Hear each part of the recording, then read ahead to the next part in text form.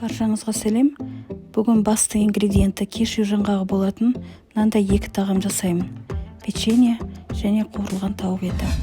Ал мен тағамның дайындығын бастағанша сіздер лайк қойып тіркеліп кетіңіздер. Алдымен печеньеден бастайық. Ол үшін 100 грамм сары май және 80 грамм балқыған жұмсақ сырды қосып, жақсылап миксерлеп аламыз. Ал енді май араласқанша кешью жаңғағының пайдасын айта кетейін. Осы тұста ол өте пайдалы жаңғақ. Басты қызметі жүйке жүйесімен және қан айналымы жүйесінің қызметін нығайтады.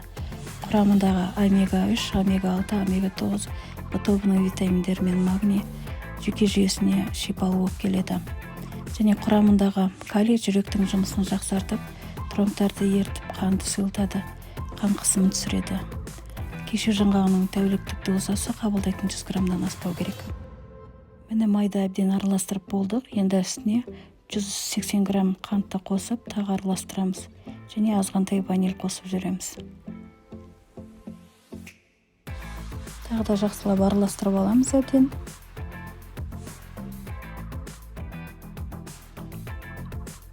Артынша 230 грамм онда әбден елеп алып, қосып, жарты шай қасық тұз қосамыз.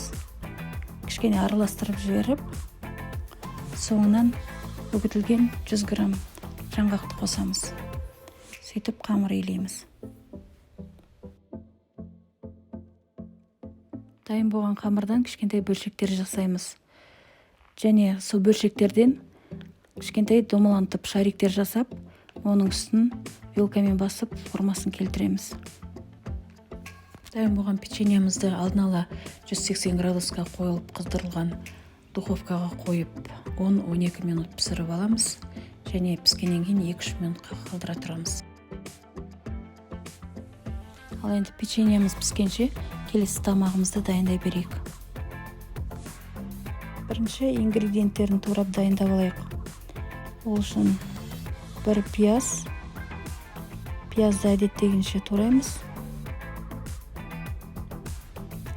Сосын сарымсақтың 3 бөлшегін алып турап аламыз.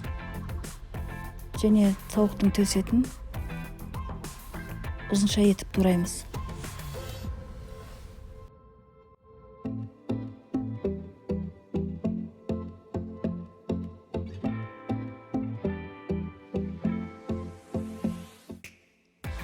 Алдын ала қыздырылған табаға 1,5 ас қасық сұйық май құйып, пиязды, сарымсақты және имбир дәмдеу үшін қосып, сарғайғанша қуырып аламыз.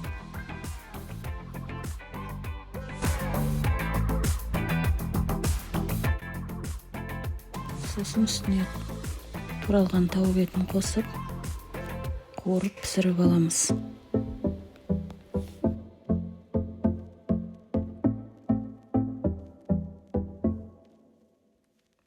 Сосын етті тұздап аламыз.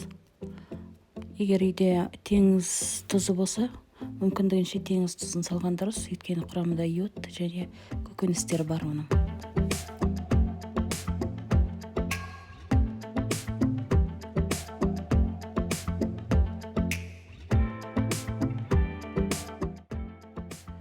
Міне ет әбден қуырылып пісті. Енді үстіне үгітілген 100 грамм кешьюді қосып 1-2 минут тағы да қуырып аламыз.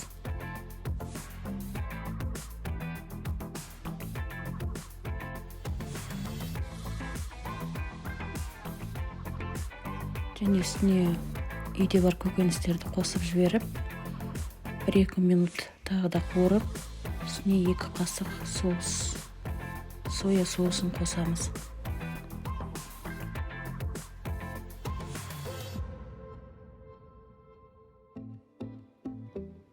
Міне тағам пісті. Гарнир ретінде күріш не кеспе қолдануға болады. Құрметті ағайын, келесі түсірілімді жіберіп алмаңыздар. Ол үшін қоңыраушаны басып, каналға тіркелуді ұмытпаңыздар. Сіздермен бірге мен Торғын, Ас TV Мастер каналынан.